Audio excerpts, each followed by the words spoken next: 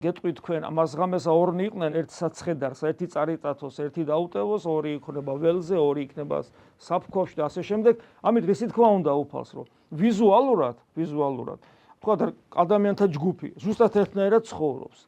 მაგრამ ვიღაცისთვის იმერთობაში, ვიღაცისთვის ცხოვრების საზრისი მიწიერი სამოთხია და ვიღაცისთვის ქრისტეა. ოღონდ ეს მაინდა-მაინც არ ჩანს გარედან.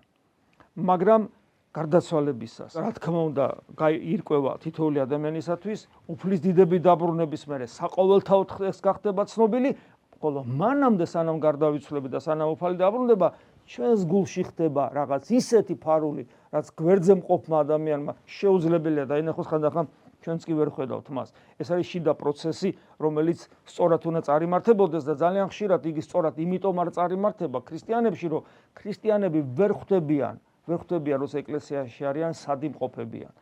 სახარების მიხედვით ვერ ცხოვრობენ. საკუთარი სიმართლით და საკუთარი სიამოვნებისათვის იმყოფებიან ეკლესიაში. როგორ შეიძლება ეკლესიაში ადამიანი საკუთარი სიამოვნებისთვის, საკუთარი სიმართლისთვის, საკუთარი შეხედულებისათვის იყოს? არ შეიძლება ეს. ასე დროს ადამიანს არ აქვს შეგრძნება საღვთო-მადლისა და როცა ადამიანს საღვთო-მადლის შეგრძნება არ აქვს, სუბანახალი ღვთისმეტყველი პირდაპირ ამბობს. ესეთი ადამიანი თავიდან გასაქრისტიანებელია. ეზიარება, ლოცულობს.